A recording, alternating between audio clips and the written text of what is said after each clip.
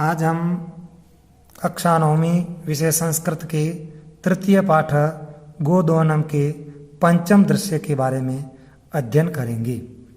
पंचम दृश्यम यानी पांचवा दृश्य। मासानंतरम संध्या कालः, महीने के बाद शाम का समय। एकत्र रिक्ता नूतन घटा संति, एक जगह खाली नए घड़े हैं। दुग्ध क्रेतार नए च ग्राम वासीना अपत्र आसीना, और दूध को खरीदने वाले अन्य ग्रामीण दूसरी जगह बैठे हैं। चंदन कहता है, धेनु प्रणम्य मंगलाचरणम विधाय मलिकाम आलव्यति। गाय को प्रणाम करके मंगलाचरण करके मलिका को बुलाता है। मलिका सत्वरम आगच्छ, मलिका तुम जल्दी आओ। मलिका आयामी नाथ, स्वामी आ रही हूँ। दोहनम आरंभस्व तावत, तब तक आप दूध दोना प्रारंभ करो। चंदन यदा धेनो समीपम गत्वा दुग्धम इच्छति, जब गाय के पास जाकर दोहना चाहता है। तदा धेनु पृष्ठपादेन प्रहरति, तभी गाय पिछले पैर से प्रहार करती है। चंदन स पात्रेण सह पतति, और चंदन बर्तन के साथ गिरता है। नंदिनी दुग्धम देहि, नंदिनी दूध दोहो। किम जातम ते, तुम्हें क्या हुआ है। पुनः प्रयासम करोति, फिर से कोशिश करता है। नंदिनी च पुनः पुनः पाद प्राणेण ताड़ित्वा चंदन रक्त रंजित करोति, और नंदिनी बार बार पैर के प्रहार से मारकर चंदन को खून से लथपथ कर देती है। हा हतो अस्मि, अरे मैं घायल हो गया हूँ। चित्कारम कुर्वन पतति, चीख करके नीचे गिर गया।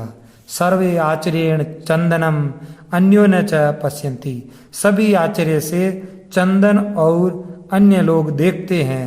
मलिका चित्कार श्रुत्वा, चित्कार सुन करके झटिति प्रवेश्य, जल्दी प्रवेश करके, नाथ स्वामी किम जातम, क्या हुआ। कथम त्वम रक्त रंजितम, तुम कैसे खून से लथपथ हो गए। चंदन धेनु दुग्धम अनुमति एव न ददाति, गाय दोहने के लिए अनुमति ही नहीं दे रही है। दोहन प्रक्रिया आरंभाणाम एव ताड़यति माम, दोहने की प्रक्रिया शुरू करते ही मुझे मार रही है।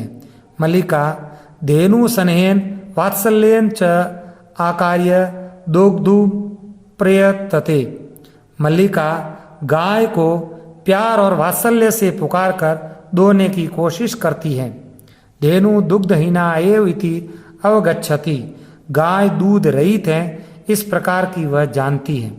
मलिका चंदन प्रति, चंदन की ओर देख करके, नाथ स्वामी अत्यनुचितम कृतम आवाभ्याम यत, हम दोनों ने बहुत ही गलत किया है। मास पर्यंत धेनो दोहनम कृतम, 1 महीने तक गाय का दोहन नहीं किया। सा पीड़म अनुभवती, वह पीड़ा का अनुभव कर रही है। अतएव ताड़यति, इसलिए वह मार रही है।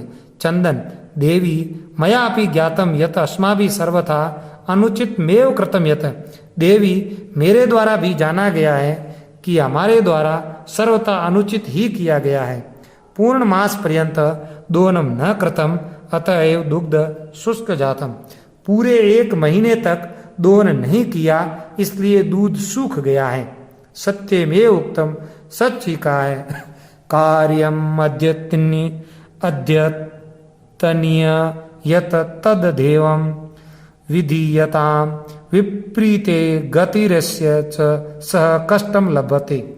अन्वय यत अद्यतनीय कार्यम तत् अध्येयो विधीयताम यस्य गति विपरीते अस्ति स ध्रुवम कष्टम लभते।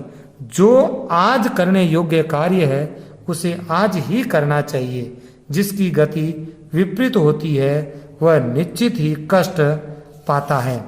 भावार्थ है, आज का काम आज ही करना चाहिए, उसे कल पर नहीं छोड़ना चाहिए। जो कामों को टालता है वह निश्चित ही अनेक कष्टों को पाता है। मल्लिका, आम भ्रत, हाँ स्वामी, सत्यमेव, सच ही है। मया अपि पठितम यत्, मेरे द्वारा भी यह पढ़ा गया है कि सुविचार्य विधातव्यम कार्य कल्याण कक्षिणा यह करोते विचार्ये तत् स विसीदति मानव।